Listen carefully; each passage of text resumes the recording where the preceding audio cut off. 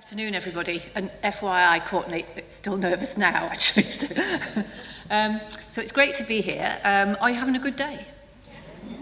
A really great morning, I thought. I remembered about 15 years ago, and I was responsible for introducing clinical governance to London.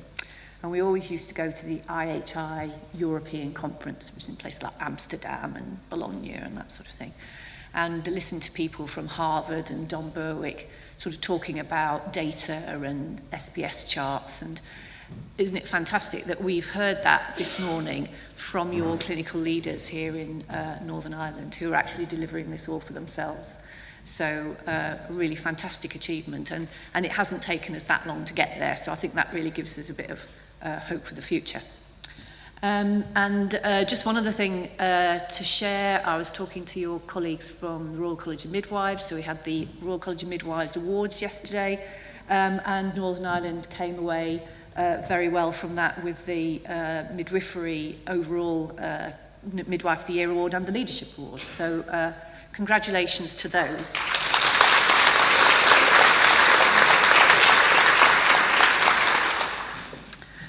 So, a bit about the future nurse standards and moving on to the midwifery standards. And as Ruth said this morning, a smattering of what I'm saying you'll have already heard today. I hope that just means that we're all consistent and we're all giving the same messages. Because it would be a change. It would be a bad thing if we were all talking about something different. So I'm going to talk a little bit about what's new at the NMC. A bit about future nurse and why the standards have changed. Hot topics now that we're on the road to implementation, and then something about future midwife. So what's new at the NMC? We've got a new approach to fitness to practice. All of these things are sort of half-hour talks in themselves, so I'm just going to give you some headlines, but you'll find more about all of this on our website if you want to look. So new approach to fitness to practice, and I'd say the overall focus of that really is to reduce our number of hearings and make the process a lot swifter, both for people who've referred registrants to the FTP process and also for registrants themselves who've been referred. So it should become better for everybody. There are pilots being run on that at the moment. I think over time we'll see that new approach come to the fore. In addition, the fitness to practice process, as some of you will know, takes most of our registration fee. So it affects less than 1% of our registrants, but it uses up probably 3/4 of our fee. So the less we can spend on hearings, the more that cost will reduce, and the more we can start using our fees either to do some upfront upstream activities to actually enable nurses and midwives to provide better care. And who knows, at some point in time, we might even be able to reduce the fee. So a new approach to fitness to practice has got a lot to achieve. Our consultation is open on the pre-registration midwifery standards. More about that later. We've consulted recently on return to practice standards. That's now closed. Did anybody respond to that? No? Yes, good. Those sort of consultation responses are currently being pulled together for Council to review, and when they have approved what our recommendations are, we hope we'll be able to release those new standards. But hopefully it will make the return to practice course a little bit more streamlined, and also perhaps some more options to return to practice which aren't just the course. We've got a new model of educational quality assurance. Who's here from a university? So you'll all be well informed about quality assurance. The new model, in the end, will be easier. At the moment, people who are going through the new approvals process are not finding that easy. We have developed new standards. We've developed a new model of QA. We will have a new IT system. And so all of that is quite a big ask. So I think not going for approval until the 2020 year is really wise for Northern Ireland, because I think it will give you much longer to really think about the standards and think about how you're going to approach them. I think those people who decided to start filling in the gateways and putting in their evidence early have found it quite hard work. The feedback we've got from them about how hard work it is has encouraged us to make some changes to make it easier. So I hope by the time you come to do it, it will be easier than it is now. And it will certainly be a much less burdensome process year on year. But in the first instance, we have got quite a lot of information to collect from universities and placement areas to line up with the new standards. We're currently approving programmes to deliver pre-reg nursing and prescribing under the new standards. Most of that is in England. Some of those are going forward this year rather than next year. We've started gathering evidence in relation to specialist community and public health nursing and other specialist qualifications. That is quite a big piece of work.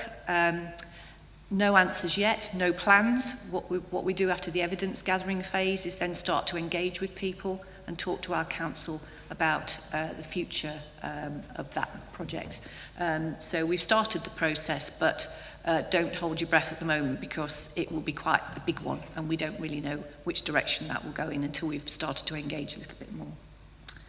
We've made some changes to the overseas registration process. We now are looking for an IELTS written language score of 6.5, or rather an average score across all the categories of 6.5, which will allow some people who are just failing on the written element to get through the IELTS test. That's one element of it. The other element of it will be trying to make the process a lot more streamlined from end to end. So hopefully for people wanting to join our register from overseas, that should become easier and less burdensome, whilst keeping the standards that we think are necessary to ensure safe and good quality practice. Our first full cycle of revalidation has been completed, so we're learning some lessons from that.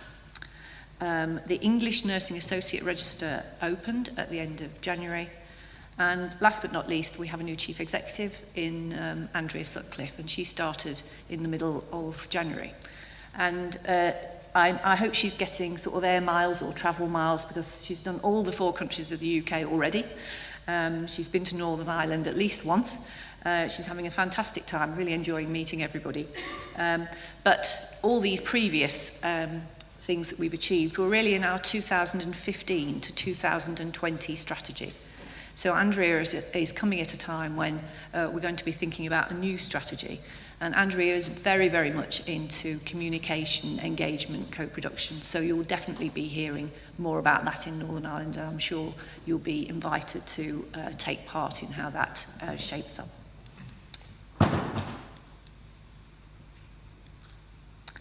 So the structure of the new standards, very helpfully, you've got the leaflet in front of you, but when we talk about standards, sometimes people just think they're just one amorphous mass, which they used to be, but of course what they are now is split into different sections of standards. So we have the standards for education providers, nursing and midwifery education providers. So that's really the university standards. There are then the standards for supervision and assessment. For each programme we do, there is a separate set of standards. And then the things that we're most interested in from a practice point of view are the standards of proficiency. So the standards of proficiency are really what we want nurses and midwives to know and be able to do in order for them to access the register. So we've renewed all of those sets of standards, and really all of those sort of form the basis of the new quality assurance system. And they're big changes. You know, we didn't just dust off the old standards. We really did set up a whole new set of expectations and proficiencies. We changed the educational standards, including this quite a big change to learning and assessment in practice, which of course there's lots and lots of discussion about. And the other thing that we changed was that the standards are now outcome focused. So we don't say, in order to get your course approved, you have to do 6 of these and 4 of these and 2 weeks here and 4 weeks there. We just say, this is what, at the end of the programme, your registered nurse needs to achieve, needs to know and needs to be able to do. The good thing about that is that it gives you lots of freedom about how to deliver that. The bad thing about that is that, obviously, it's a bit less certain than just doing as you're told. But we're hoping in the end that people will see that this is a much, much better way of doing it, because it will allow you freedom to be creative and innovative, which sometimes standards can stifle that. So what a few people have said is, this is all great, but why are you doing this now? You know, we're under lots of pressure from service, lots of pressure in relation to money, lots of pressure in relation to workforce, and you're bringing about all these changes at this time. So I suppose an answer to that is there's no time like the present. But also, there was really a need to do this to meet the needs of patients and services today. I apologise if you've seen me use this quote before, but it's such a good one. You know, so medicine used to be simple, ineffective, and safe. So this is probably about the time I was training. Now it's complex, effective, and dangerous. Does anybody not agree with that? I don't agree with this. I suppose if you look at my background, which is a cardiac nurse. So people would come in after they'd had a heart attack, and we'd take them into the coronary care unit, and we'd sort of tuck them up in bed. We would save them from having a cardiac arrest from VF or asystole, this sort of thing. We'd then give them some fairly simple medication. They'd rest for a couple of weeks. We'd perhaps send them home with cardiac rehab. What we didn't know, that something like 75% of those patients died within the next 9 months because they had another heart attack from which they were not saved. Because now, when you see a cardiac patient, they'll go straight to the cath lab. You know, they'll have their thrombosis busted. They have a lot of quite dangerous drugs. They'll have a lot of lines put in, you know, which you cover them up and forget about them. Your patient might just bleed to death. But those patients are now surviving long into the future. So that's the sort of thing I don't think we were completely ineffective, but I think the things now which make us more effective are quite dangerous. Now, I did say this, I was giving this talk to our fitness to practice team, and one lawyer in the team didn't agree with me at all. He didn't agree with that at all. So, I don't really quite know where to start now. But I think what we used to do then in terms of a lot of care and treatment and how we used to manage services, I don't think it was necessarily unsafe, but I think we got away with a lot. So let's remember, you know, we had junior doctors who really ran the service, who worked about 80 hours a week. And we had wards really run by students in a lot of cases. So we've changed all that, but actually we've had to, because things have become less safe. And I hope we're becoming more safe as we go along. But for those reasons, we've got more treatments that are more effective. People are living longer, so we've got increasing care needs of extreme old age and frailty. And I'm sure all of you see that in your settings. We've got patients with multiple pathologies cared for in any setting. So in my acute hospital setting where I used to work, 60% of patients have got a mental health problem. We didn't really employ any mental health nurses, so what we had to do was try and top up the acute nurses with some mental health knowledge. We also had lots of patients with learning disabilities as well, but we didn't have registered learning disabilities nurses working on each of our wards either. So we've all got to deal with a lot of complexity in terms of types of patient who may appear in any setting. Care is more complex for the reasons we've said. This makes it a bit more dangerous and a bit more high risk. So we're getting more litigious. We also get a bit more risk averse in some respects as well, or risk aware. And this rise in lifestyle related diseases. So an awful lot more emphasis we all need to have on what do we do about public health. Our standards didn't really deal with this head on previously in the way they were written before. So when the team got together to write the new standards, it was these are the sorts of things we need to be thinking about. So when we renewed the educational standards, there were a few objectives, sort of top level objectives. And I wasn't there at the start, so I don't take the credit for any of this. So Dame Jill MacLeod-Clark was the leader of, spearheaded the development of the new standards with a thought leadership group from each of the 4 countries who included students, who included educators, who included managers, and included patients and the public. So first of all, important to retain professional identities. We might be increasing the ambition, but this is still about being a nurse. It's not about being a mini doctor. Patient-centred care and compassion, an absolute cornerstone. That doesn't stop. It's the underpinning of everything. Great temptation, and I think I would have fallen into this trap as a director of nursing, that you hear that the NMC is doing some new educational standards, and you start thinking, oh, that's probably all about education technicalities about training nurses and midwives. Actually, it's really about creating the nurse of the future. And I think now we're trying to start thinking about implementing the new standards. That really comes to the fore. They're more ambitious. This top of licence practice, this has really got a little bit of a head of steam, this top of licence practice quote, since Nursing Now came along. We were using it before that, actually, I'm really proud to say. And the reason it came out of Nursing Now was that they did this big survey of nurses across the globe when they were setting up the International Nursing Now project. And one really common feature was that nurses said, I could really do more if I was enabled, if I was empowered, if my system allowed me to do so. So if everybody was really working to the top of their licence, we'd create this massive movement for the benefit of patients and for the benefit of ourselves. So how do we make that top of licence practice an expectation for all nurses, rather than just those who want to go ahead and prescribe or who want to go and lead services? We've moved some post-registration skills and knowledge into the pre-reg phase, so more advanced assessment and preparation for prescribing. So when you come out of your pre-registration training in the future, you will have some of the knowledge skills that you need in order to do a prescribing course quicker. Expectations of competence in practical skills and procedures are more explicit in the 2 skills annexes. This really came about because people said students from University X seem to be really confident at doing this, students from University Y don't seem to have done it ever in their training. Now, for a regulator, that's a really difficult message, because what regulation should do is give you consistency. So the skills and procedures annexes were sort of put in with our practice colleagues to work out what do we need of people to have at least practiced once during their education and training as a nurse. We've still got 4 fields of practice, but the standards have got more generic knowledge within them, so that everybody has some awareness of mental health, learning disability, acute and child care. And also more emphasis on things like accountability, leadership and political awareness, because we want nursing in future to start really making a difference and really adding pressure to where we know services can become better and start to punch above our weight.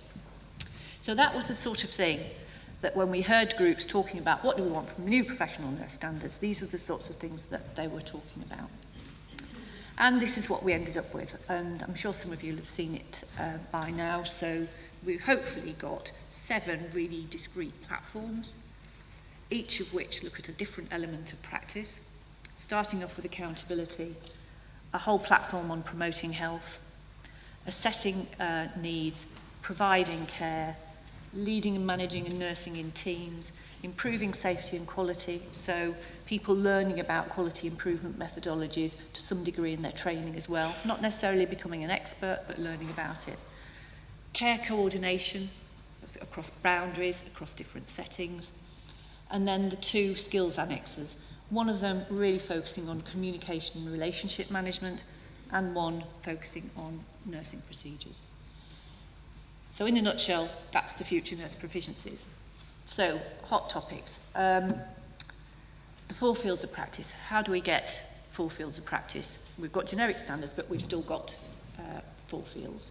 So I think there's something about thinking about this is about exposure. It's not thinking you need to have 6 weeks of mental health placement. It's about having exposure. It might be about shadowing a family with a person with a mental health problem through the whole of your 3 years. You might want to do it that way. Because it's outcome focused, you can do it any way you want. You might want a short placement. That may be the way you want to do it.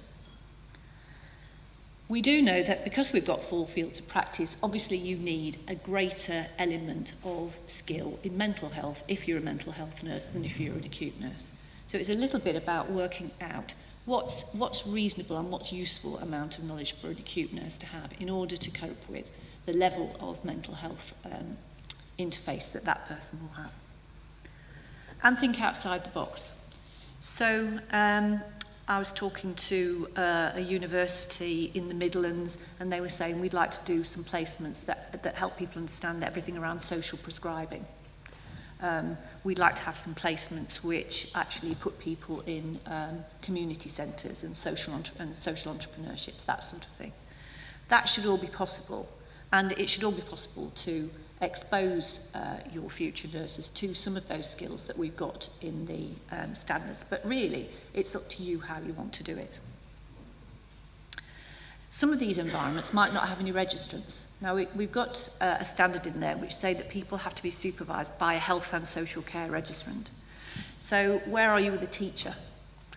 So we can have a long-arm supervision. If you have someone who wants to spend some time in a school with children with learning disabilities to meet some of the proficiencies around learning disabilities, then it's quite reasonable that the teachers in those schools will be as good at helping them achieve those learning outcomes as a health and social care registrant. You just need a health and social care registrant to have some oversight of what's going on in that placement and to make sure that you haven't got things in that placement that should really happen somewhere else. So it is all possible, but it does require a bit of thought.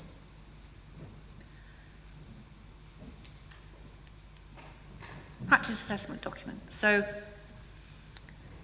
what we were hoping to achieve from the practice assessment document was that there'd be a more consistent approach, because we've had some feedback from students that say when you're working in a setting who has several universities with students and there are several practice assessment documents, it's really, really difficult, and the staff don't like it either. Now, it turns out it was one of my ambitions. I thought it would be great if the Nursing Midwifery Council could own the practice assessment document, because then you'd have a real link between people on your register and the skills that they'd undertaken during training. And we could make it IT driven, and it would all be fabulous. Until the lawyers said, no, we can't do that, because it's outside our legislation. So we can't own the practice assessment document, but we can, what we're trying to do is support, is to facilitate a more consistent one across settings, because actually that will help everyone meet our QA requirements much better. So as I know that in the 4 countries of the UK, there is some work going on to try and make them consistent across the 4 countries. Probably easier for you in Northern Ireland than in England. But in England, they are slowly starting to adopt the same document. Now, I think if you have a core document which is consistent, then you can add things on which are bespoke to how you want your particular students to be assessed. And also, it's a generic practice assessment document, but it does need to have an element of 4-field specificity, and you can work out how you want to do that as well. Now, the skills and procedures annexes, these have generated a lot of conversation. And it's a bit so, well, what are people supposed to do? How much are you supposed to do each skill? So there's an expectation that the registrant should be able to do those skills where possible in their chosen field of practice. Might not always be possible. You should practice those skills and demonstrate those skills on real patients or people rather than in simulation. But you can't, there's no barrier to doing things in simulation. Because if you think of something like CPR, we always test that in simulation, don't we? So there's no reason why some things, if it's hard for students to get that experience, why they can't be tested in simulation. We'd like to think that what the Skills Annex does is at least enable a student to have practiced and been assessed, even if it was only just once. Because sometimes that will give them the confidence they need, even if they're in a new setting, to say, well, I have done this during my training, but I've only done it once. I still feel I need a little bit of support and supervision. So when I was training, I never put a nasogastric tube down a patient when I was training. Now, that's the sort of thing in future. Who knows, that might be the sort of thing we do in simulation, because nasogastric tubes are much less frequent now than they were when I was training. But I think it would have helped me if I thought I'd done it at least once, because it sort of got on my mind. I'd never done it at all. So it's something about giving people exposure to these skills. It doesn't mean that they have to do everything in those skills annexes a million times until they're absolutely confident, because we know that we build up confidence from the point of registration. What we want is for people to have had some exposure. The other things that people are saying is, how do we know people will be proficient? How do we know when people are proficient? And I think the question I asked there is, how do you know now? Because you're doing it now, aren't you? Aren't you? So maybe you need, if you're concerned about how you actually put a process around assuring proficiency, maybe it's something you need to do a little bit of co-production about. You may say, the standard says your assessors should be prepared to assess and capable of assessing. So you may say, our assessors, we've trained them, they do the assessment. If they say that person is competent, that's fine. You may say, right, for this particular skill, we want to give them some criteria around assessment. So if they're doing this particular skill on a patient, do you want them to first check the identity of the patient? Do you want them to seek the patient's consent? Do you want to give them information? Do you want them to give some information about how that's being done? If you want to break it down to those levels and you think that's necessary, you can. But actually, really it's about, we are currently putting people on the register and we're assessing their proficiency. We're all doing it all the time. This is not any different. But what we hope this will do is perhaps get people into a bit of a conversation around it. So when I was talking to a university last week and I said, how are you managing filling in the QA documentation? And they said, well, we looked at the standards for student supervision and assessment. We thought, oh my goodness, no, this is going to take us ages. But what we actually did was sat down with our practice placement providers and we talked about it. And we started to talk about the student experience. We started to talk about what was necessary. And by doing that, they came up with a philosophy of how they transformed their student experience. They wouldn't have done that had we not had this new process. They would just have filled it in the way they always did. So I think this is where, by giving yourselves a bit more time to think about this, you will be in a much better position to come up with a really, really good model of student supervision and assessment. And actually do perhaps some co-production with patients and members of the public. Because they're the ones that your students are going to be approaching them with the rubber tube, not you. What do they think assessment should look like? So try and think outside the box and be a little bit more brave about doing things differently. The other thing we provided a different definition around was supernumerary status. Some comments from students we got during our initial work was that students felt they just weren't allowed to do anything. So we had some organisations which wouldn't allow their students to take any part in drug administration, and then we wonder why students don't really want to feel confident about drug administration when they qualify. So what we wanted to try and get the concept over is that yes, this is about supervising a student, but you have to give them some freedom to act and you have to give them some autonomy. And they may not be in the numbers, but they need to be treated as if they're in the team. So if you have a student who's just standing on the sidelines because they're not really engaged in the work, they're not going to be learning anything. So the whole thing about supernumerary, you still must allow students to learn. And how can we do that? When someone is signed off for a task in their practice assessment document, they're never going to be signed off again until they qualify. They're not going to get any better or any worse at that task. So why not let them do it? So about how do we help students to feel like they're part of the team, and this is the job they'll be doing when they qualify. They won't be reading the case notes or waiting till a supervisor tells them what to do. Impact of the standards on all registrants. Every time we change the standards, we change them for people who have trained before, like myself. So I would have to return to practice if I wanted to go back into practice with these new standards. I didn't learn some of the things that are in these new standards. But what we do know is that we need to build awareness to allow people to supervise and assess under the new standards. We also want to tie in the notion of the new standards into revalidation, because when you revalidate, you're revalidating against your scope of practice, but also against the standards. So it doesn't mean that everybody has to do all the new standards, but they do need to reflect on their practice in the light of the new standards, and that to form their part of their CPD and revalidation. So we're doing a load to try and support implementation. We're really pleased that the 4 countries each has a board, and I think under the leadership of NIPEC and Francis in particular, some great work going on in Northern Ireland. We've got a lot of supporting information on the website. We're doing webinars which are being well supported. We're having events. Local engagement, invite us to anything, we'll come. And if you want us to say, just talk all about supervision and assessment, don't talk about anything else, we'll do that. We're helping with the development of a national pad, even though it's not our document. And we're also trying to make sure that the rest of the NMC know about the impact of the standards as well, because believe it or not, fitness to practice is in their bunker, we're in our bunker, and so we need to make sure that the rest of the NMC understand that these are a change in standards for a generation, and they will affect everything that we do. So here's where the supporting information is. It's all on the website, so 17 guides into practice supervision, 18 under academic assessment. You'll find quite a lot on the website if you look for it. You'll also find that things are missing on the website.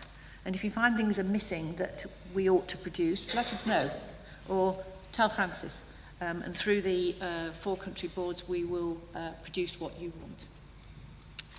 So in Northern Ireland, new programmes begin in 2020. We've started approving them this year.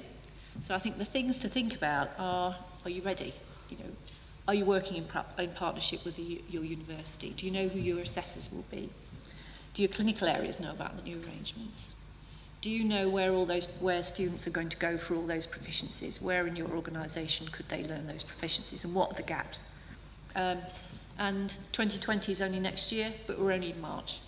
And so you've got a good length of time to start thinking about it, and I think that's really wise. So a little bit on future midwife. So the previous standards were in 2009, so even older than the nursing standards. But we wanted to wait until the work around supervision had taken place before we started on the midwifery standards. And since then, as our colleagues Gillian told us this morning, we've had loads of changes which have affected the way the midwifery care is delivered and also the requirements of midwives. Population changes, more complexity, older mothers, the changing needs of women, changing workforce. We've had some high-profile failings. Unfortunately, they eclipse this increased evidence of the impact of maternity care. So we really wanted that to come through in the standards. And whenever we do a survey of maternity services, it's usually postnatal care that's the least popular. So we needed more on that. And our previous standards were less explicit about postnatal care. Not much in there about public health or health promotion, even that is a massive part of the midwifery role. Less about enabling women's decisions, really not very much about mental health. Not enough about managing caseloads and continuity when now there's such a lot of evidence about that. And less about interprofessional working. So all of those things we wanted to try and put right. So Professor Mary Renfrew, Professor of Midwifery in Dundee, was appointed to lead the work. She established a thought leadership group along the lines of the Future Nurse Standards. So we've had representation from the 4 countries at all levels. We commissioned a review of evidence, even though there's a lot of evidence, we wanted to make sure we got the latest. And we have a midwifery panel who provide oversight of that work on behalf of our council. Thank you to the Northern Ireland members of the Thought Leadership Group. We've had regular meetings, loads of discussion, loads of challenge over the last year. A lot of engagement, probably even more than we had for the nursing standards, across a range of people.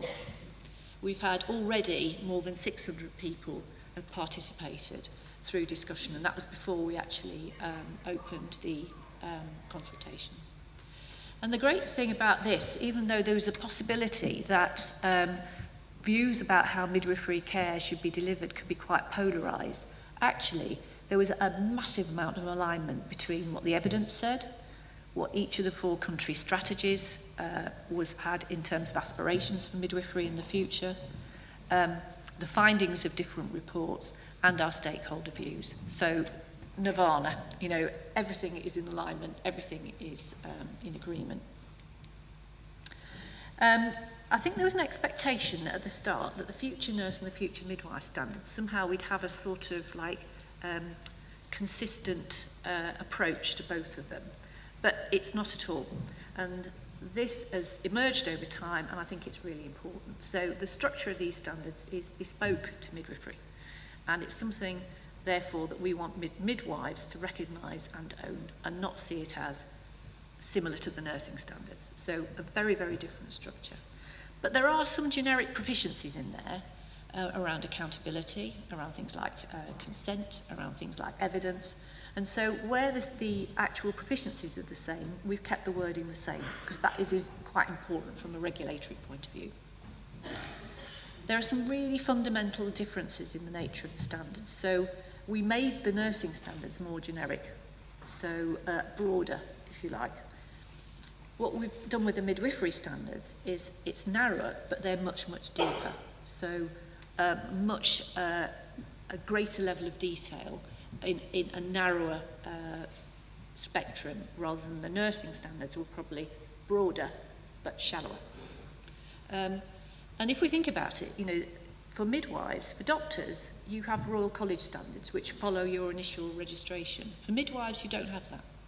So really important that our standards really cover all those bases for midwives. So they're quite substantial and they're different from the nursing standards, and we're really pleased about that. The 5 domains you've been introduced to today already, so accountability and autonomy, a domain on providing and promoting continuity of care and carer. This concept that whether you are somebody who is a low complexity potential mother or a high complexity birth, actually you need universal care from your midwife. So everybody has that, whether they're complex or whether they're straightforward. But there's another platform on the additional skills that people need to deal with complexity. And finally, this last one, which is about midwives as colleagues, leaders and scholars. So working interprofessionally, working with evidence, but also working in a team environment. And Mary calls these the golden threads. So although the proficiencies are in five domains, there are some things which are woven throughout. The continuity of care and carer, and this is what Mary and the team are hoping will be a real transformational change, because we get this really bolted into the pre-registration midwifery standards. The concept of universal care, so the things that midwives do which improve quality and safety for all women, whether they need additional care or not, but the fact that some women will need additional care, and that's where midwives need to continue providing the universal care, but also work as part of the team and working with others. So the public consultation starts on the 12th. It's going on for 12 weeks. We've challenged the comms team. We've said we did 68 events for the nursing standards around the UK. Can they beat that for midwifery? So they're trying really hard to do that. There are 4 versions of the survey, one for midwives, one for women and service users, one for other health and social care professionals, and an easy read version. We want midwives and professionals predominantly to answer the midwifery one, but we've changed the language and changed some of the length of the survey for other types of user who might not want to do the amount of questions that midwives will want to do. We've got several events organised across the four countries, and we've also got Twitter chats and webinars which are open to everybody, and all those should be on the website. Please respond to the survey, either as an individual or as a group. Tell other people about it. If you're a midwife, tell your clients about it, families, and encourage participation. And further information on our website. You Google NMC and Future Midwife. You can also get involved in the discussion using Twitter and Facebook. And I think that's the end. Thank you very much indeed.